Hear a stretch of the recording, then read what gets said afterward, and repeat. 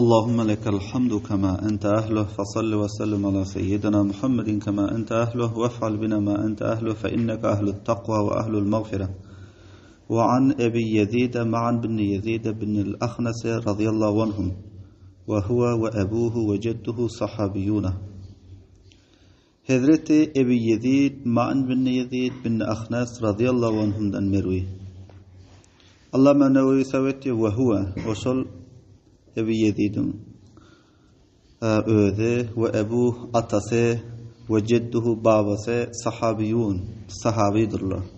Bu hadisin ravisinin ödem sahabeken, atasam sahabe, babasam sahabeken. Sahabe diyene Resulü Mübarek sallallahu aleyhi ve selleme iman bilen gören adamlar. Kala ayette Ebi Yezid Man bin Yezid bin Akhnas kâne Ebi Yezidu akhraca denanira yetasaddaku biha. Boldu menin atam Yezid çıkardı bir neçe tıllaları yetasaddaqu biha sadaqat yotşana. Fawadaha inde rajulun fil mescidi bes koydu şol sadaqanı mescitte bir adamın yanında.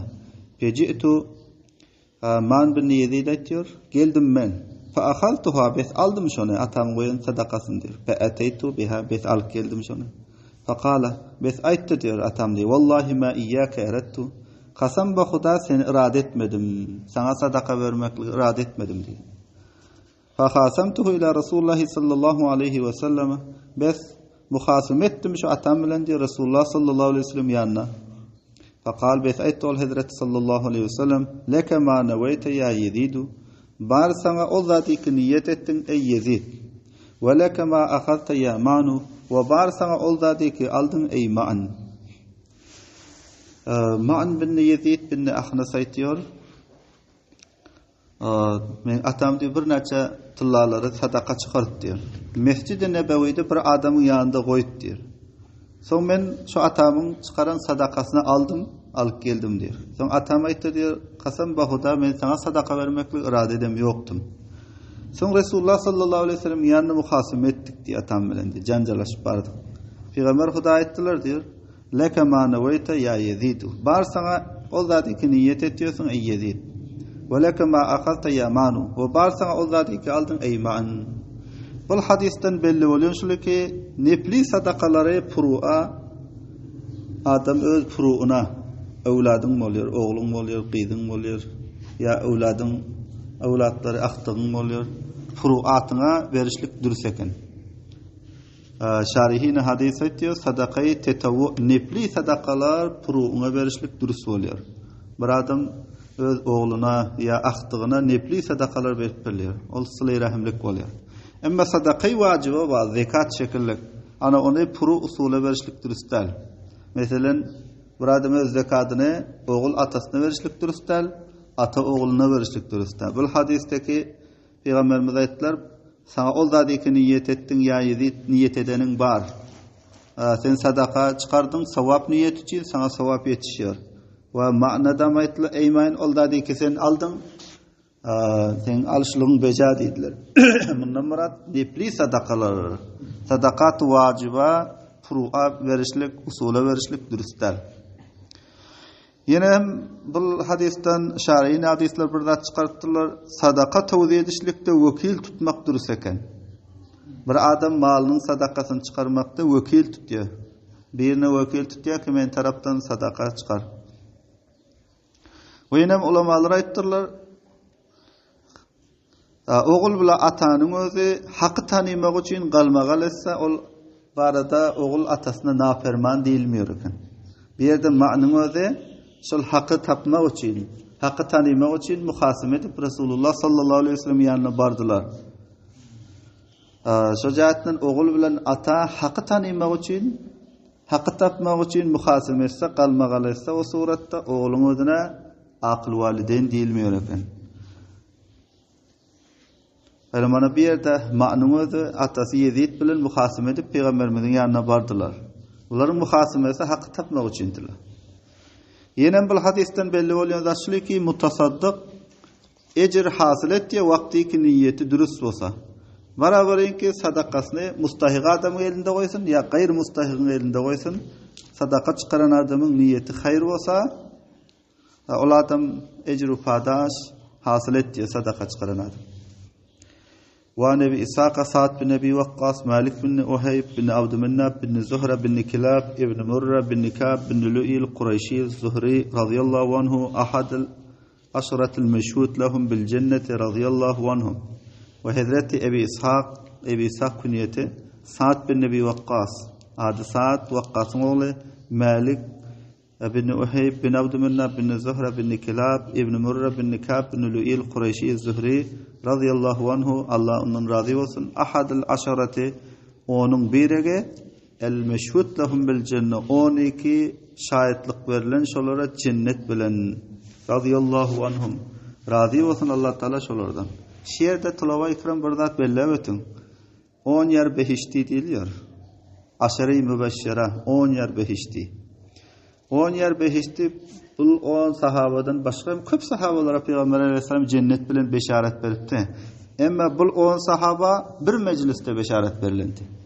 Bir günün özünde beşaret berildi. Bu 10 sahabanın cennetiligine bir vaqtda, bir günde, bir celsede beşaret berildi. Olmasa Peygamber Aleyhisselam başka köp sahabalara cennet bilen beşaret berildiler. Emma 10 sahaba ki 10 yer behişti, 10 yer behişti dip meşhur, bulara bir mecliste bir günün içinde hoş haberlik verilendi cennet bilen. Bu sahabanın özü Sa'd bin Ebi Vakkas Medine-i Münevvere'de muhacirlerden ahirin vefat eden adam eken. Düşünüyorsunuz? Bu kişi Sa'd bin Ebi Vakkas Medine-i Münevvere'de muhacirlerin yani ahirin vefat eden şahsiyet eken.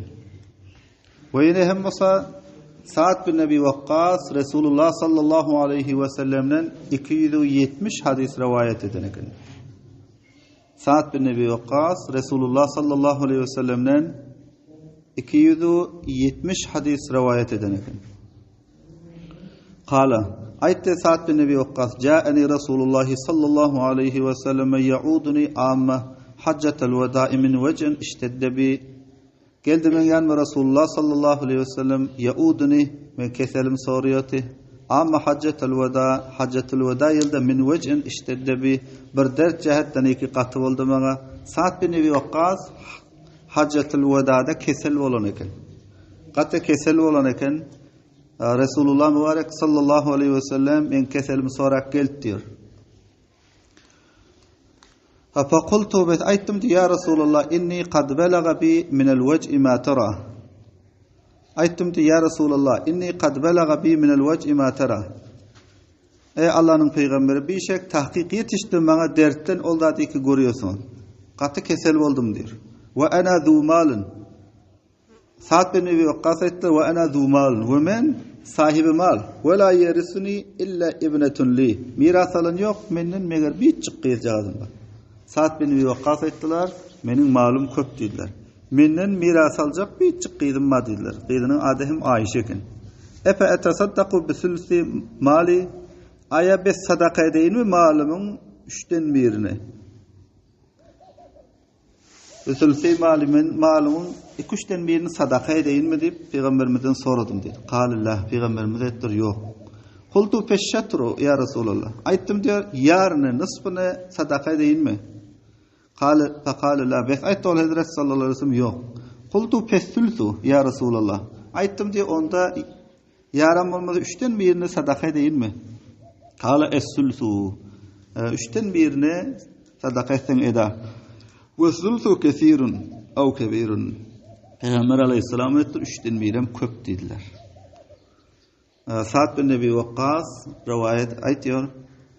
Haccetul Veda'da katı kesel bolanım cihatle Peygamber Aleyhisselam'ın yanıma keselim sorak gelipti diye men aytdım diye ya Resulullah men malum köp menden miras alyon bir çıkır cagadım ba aya 2-3'ten birini tamam malımın özünü taksim et 2-3'ten birini sadaka değil mi? Peygamberimiz ettiler yok.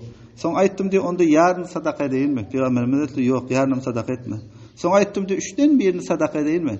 Peygamberimiz ettiler es-sülsu 3'ten birini sadaka etsen eda. İzinden ayttılar وَالثُّلْثُ كَثِيرٌ 3'ten birim köptür. إِنَّكَ أَنْ تَذَرْ وَرَثَتَكَ أَغْنِيَاءَ خَيْرٌ مِنْ أَنْ تَذَرْهُمْ عَالَةً يَتَكَفَّفُونَ النَّاسَ İzinin aytdylar bişek sen goýup gitsen mirasxorlaryny bay, ýagşydyr şundan eki goýup gitsen şol mirasxorlaryny alatan fakir yetekeppefune nas merdimlere el serip ýörseler. Özünden miras alýanlary garyp goýanynyň bay goýup gideniň ýagşy.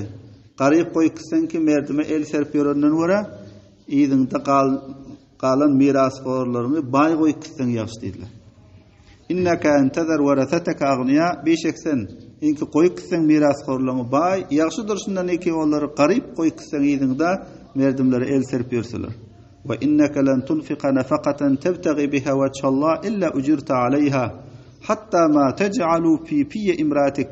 İzinden soň Peygamberimiz bu gepametler ve inneke len tunfiqa nafaqatan ve bişeksen hergiz harc etmeýärsiň bir harjyny tabtaghi biha wajhallah talab etsen şonuň bilen Allah'ın razılygyny illa ujirta alayha meger şol zatyň özüne ejir berilirsin hatta ma tec'alu fi imratik hatta olda diýki aýlandyrýarsyň öz aýalyň agzyna.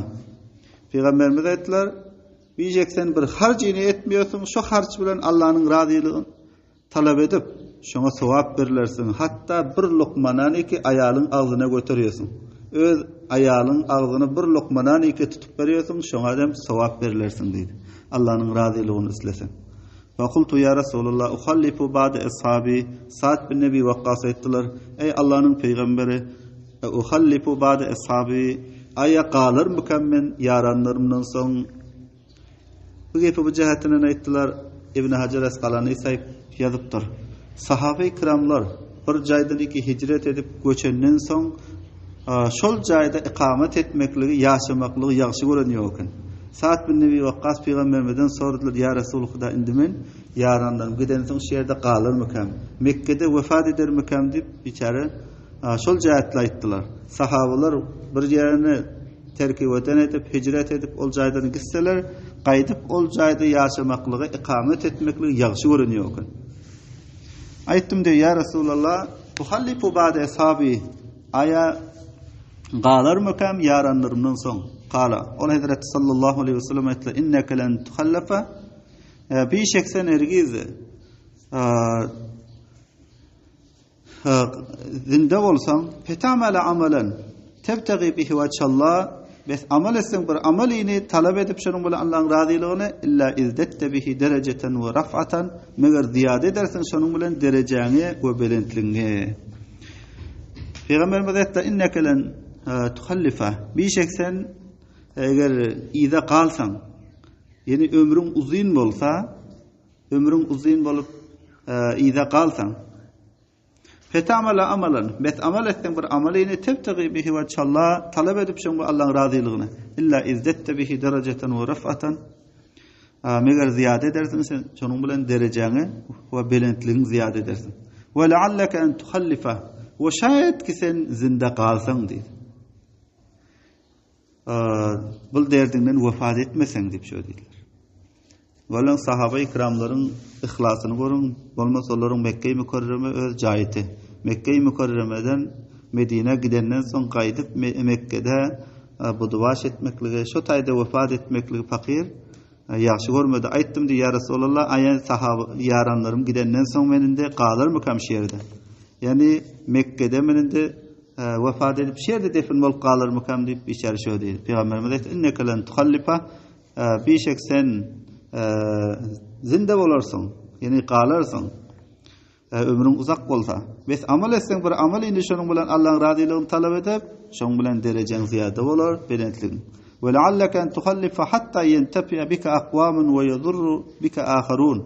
Ve şayet ki zinde galsaň, hatta faydalar senin bilen aqwamun, senden bir näçe kawmlar faydalar, yani senden ahadis eşiter, senin faydalar. Ve yadurru bika akharun, ve senin biyanqylar zarar görer. Yani kafirler, müfsid mulhitler zarar görer. Elinden cihat meydanında murdar bolar. Allahümme emzili ashabi hicretahum. İznen Peygamberimiz dua ettiler. Allahümme emzili ashabi hicretahum. Ey Allah, yürütgün yaranlarımın hicretini. Yani yaranlarımın hicretinin savabını yürütgün. Olara dinu dünyasına bereket ver. İhlaslarını kabul et. Peygamber Aleyhisselam sahabe-i kiramın hakkına dua etti. Allahümme mzili ashabi hicretahum. Ey Allah yürütün yaranlarıma hicretine, yani hicretinin sevabını, dinu dünyasında bereket ver. Ve la terudduhum ala akabihim. Ve reddetmiş onları izlerine. Lakin ba'su Sa'd bin Khawlata, Peygamberimiz etti, lakin ba'z şeymanlık, efsus Sa'd bin Khawla yersi lehu Resulullah sallallahu aleyhi ve sellem miras alıyor. Yersi lehu rahmet diyor şuna Resulullah sallallahu aleyhi ve sellem en mata bi Mekke'te, inki vefat etti Mekke'de. Peygamber aleyhisselam sahabe-i kiramına hakkına dua etti. Allahümme emzili ashabi hicretahum. Ey Allah yürütün men yaranlarımın hicretine ve la teruddahum ala akabihim. Onları izlerine aylandırma. İzlerine ettiler. Efsus Sa'd bin Khawla yersi lehu Resulullah sallallahu aleyhi ve sellem. Ona rahmet diyor Resulullah sallallahu aleyhi ve sellem en mata bi Mekke, inki vefat etti Sa'd bin Khawla Mekke'de. Bu arada ettiler Sa'd bin Khawla Müslüman olup Mekke'den Medine hicret edebilmen Mekke'de kalan eken. Bazı ulamalar ettiler bu Sa'd bin Khawla Bedir uruşuna hem iştirak eden eken. Yine var ondan son hicretini küydürüp bu Mekke'ye kaydıp Mekke'de vefat eden eken. Şol jat Peygamberimiz ettiler lekin Efsus Sa'd bin Khawla ona Resulullah sallallahu aleyhi ve sellem gam çekiyor en mata bi Mekke, Sa'd bin Khawla Mekke'de vefat etti diye. Ama bu Sa'd bin Ebi Waqqas eğer Mekke'de vefat eden suratda hem on şekil olmadı. Peygamber Aleyhisselam Haccetul Veda'da ahirin eden haclarında Mekke-i Mükerreme mükemmel futuhat ona gelentidir. Fethu nusrat gelenti. Ama Sa'd bin Khawla olsa ola futuhattan avval Mekke feth olmadan avval Mekke gaydıp Mekke'de vefat etti. Peygamberimiz ona efsus çektiler. Bu hadisin faydalarını ulamalar zikrediptir. Bir hadisçilerken qaysı bir qaraz sahih jihatinden keseli yaduvarlığı işlik durus eken. Hemçinan mana Sa'd bin Ebi Waqqas radıyallahu anh Haccetul Veda'da kesel bolan eken, şu kesel bolanını yaduvar etti. Ve yine hem bu qaysı bir yaxşı adamdan dua alışlık olu hem durus eken. Sa'd bin Ebi Waqqas Resulullah sallallahu aleyhi ve sellem'den dua aldılar. Ve yine hem mal cem etmekligen mubah eken. Halal tarikadan. Ve bir adam halal tarikadan mal cem etti, onu kenizden sanılmıyor eken. Vaktiki sahibi sadakasını, vacibatlarını eda etse. Yine bu hadisten bildiriyor da ki bir adam vasiyet etse malının 3'ten 1'inin köpünde hakkı yok. Şeyde bilen bir adamın özü malının 3'ten 1'inin tüyüşüğünü vasiyet edip bilmiyor. Kesel bolondan sonra. Yani bir adam ölümün asarları onda tapılandan sonra malının 3'ten 1'inin ziyadada hakkı kalın yok. Bir adamın 3 lak rupiyelik caydadı var. Özü zinde pillasında ölümün asarı tapılmazdığını ol her iş edip biliyor. Satıp biliyor, bağışlayıp biliyor, hem altı alıp biliyor. Her şol adamda ölümün asarları tapılandan sonra fakat 1 lak rupiyesini medrese vasiyet ediyor, medrese verin diyor. Ya vakıf ediyor, ya kayse garip guribe veriyor. Fakat 3'ten 1'inde hakkı gali ölümün asarları insan tapılınsın. Yine bu hadisten bildiriyor zatçılık ki insanın özüne sevap veriliyorken ettiğin amalın niyetine yarasa. Bu hadisten bildiriyor zatçılık ki insanın amalına sevap veriliyor niyetine yarasa. Bir adamın niyeti kança miktar hayır olsa şonça sevap verilir. Ve yine bu hadisten bildiriyor zatçılık ki bir adam öz nafakakorlarını harc etmek, oğlun uşaklarına, ayallarına harc ediyor. Şunun özünde bir sevap var eken insan şunun bilen Allah Teala'nın razılığını talep etse. Adam ayalının ağzına bir lokmadan tutup yediriyor. Şun bilen Allah'ın razılığını istese, şunda sevap var eken. Ve yine hem bu hadisten bildiriyor zatçılık ki harc etmek barada, sadaka etmek barada el-akrab fel-akrab öz qulay koltuklarından şuru etmeleken nevafil sadakaları. Peygamberimiz Sa'd bin Ebi Waqqas aytdı, sen oğlancıklarını bay koysan yaxşı bolar, qarayıp koyandan ki merdimlere olar el serp berenden var. Sen bir nafakayı ki harc etmedin şun bilen Allah'ın razılığını talep etsen ecir verirsin deydi. Hatta bir lokmanı ki ayalın ağzına götürüyorsun. Yine bu hadiste şu gep var eken ki amallar niyet bilen Şol insanki amal beceriyor, niyetine karşı sevap verilir. In hayran fa hayran, bir adamın niyeti hayır bolsa, hayır ecri padaş alır. Bir adam bir amali beceriyor, eğer niyeti şer bolsa, şer alır. Wenem oğlancuklarına, napaka-horlarına harc etmek sevap verilir eken Allah Taala'nın razılığı kast edilse. Wenem bu hadisten çıkıyor zatçılık ki bir mubah işin özünden Allah Taala'nın razılığı kast edilse ol taat eylenir eken. Bu hadisten bildiren zatçılık ki bir mubah amalın özü. Şondan Allah'ın razılığı talep edilse ol taat aylanıyor eken, ona sevap veriliyor. Hatta bir lokmanan iki bir adam öz ayalının ağzında koyuyor. Bolmasa ol adet bolýar. Ayalı bilen mulaibet eden pillasında yaha ayalı bilen oturanda ağzına bir lokmanan tutup iydirýär. Mubah iş. Şoň bilen Allah Taala'nın razylygy talep edilen pillasında ol taat bolýar eken. Ya mesela mubah zadyň özünden lezzet hasyl etmek. Ana bu zatlar diýipdir. Allah'ın razılığı talep edilen pillasında taat bolýar.